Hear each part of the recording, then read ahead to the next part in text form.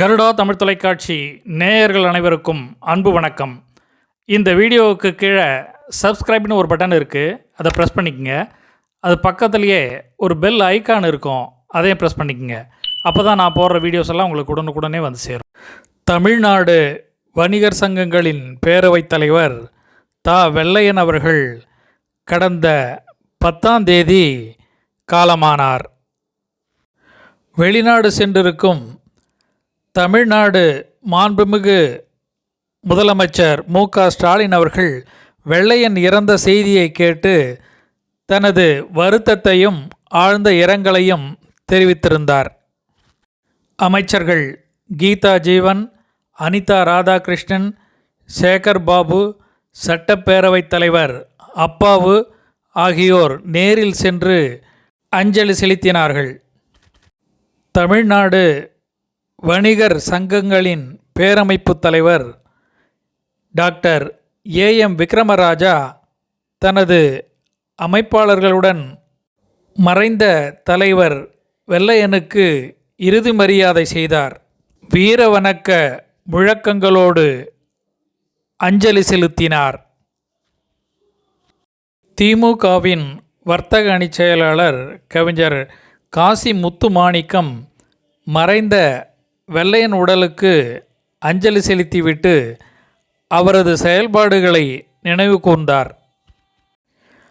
அப்போது தமிழ்நாடு வணிகர் சங்கங்களின் பேரமைப்பு மாத இதழான பேரமைப்பு முரசு இதழின் இதழாசிரியர் பி. ரியாஸ் அகமது மற்றும் திமுகவினர் உடனிருந்தனர். கடந்த 10 ஆண்டு காலமாக திராவிட முன்னேற்ற கழகத்தினுடைய வர்த்தக செயலாளராக நான் பணிபுரிந்து வருகிறேன்.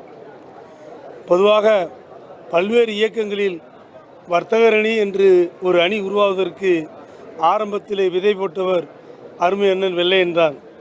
வெள்ளையன் அவர்கள் கர்ம வீரர் காமராஜருக்கு பிறகு வணிகர்களுக்கு ஒரு பாதுகாப்பு அரணாக, ஒரு பிதாமகனாக இருந்தார்.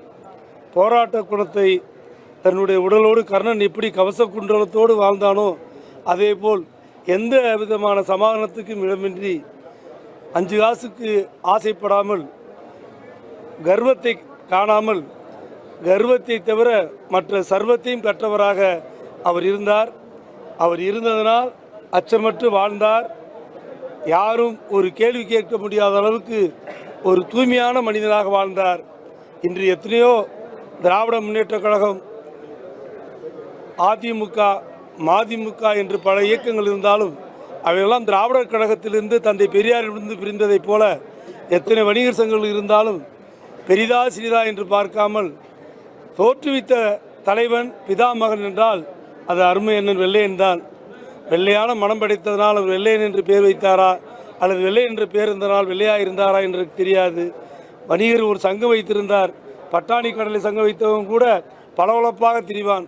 ஆனால் இப்படி பார் முழுவதும் ஒரு பெரிய சங்கத்தை நடத்தியவர் பொருளாதாரத்தில் பெரிதாக வெற்றியடையவில்லை. ஆனால் மக்களை வெற்றி கொண்டார் என்பது திரும்புகின்ற திசையெல்லாம் ரோம் நகர் நோக்கி என்பார்கள்.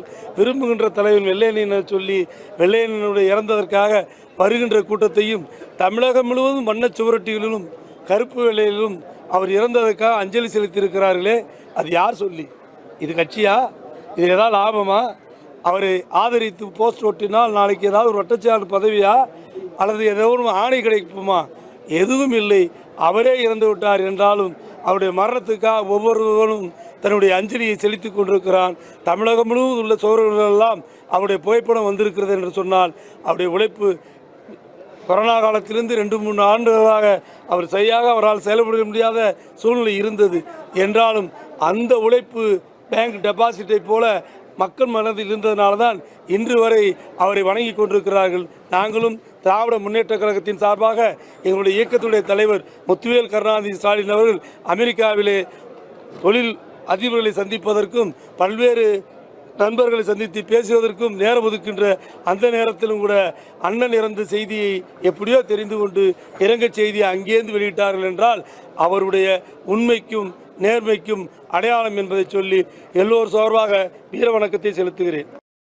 சென்னையில் 2 நாட்களுக்கு அஞ்சலிக்காக வைக்கப்பட்டிருந்த வெள்ளையனின் பூத உடல் அவரது சொந்த ஊரான திருச்செந்தூர் அருகில் இருக்கும் பிச்சிவிளை கிராமத்தில் நல்லடக்கம் செய்யப்பட்டது.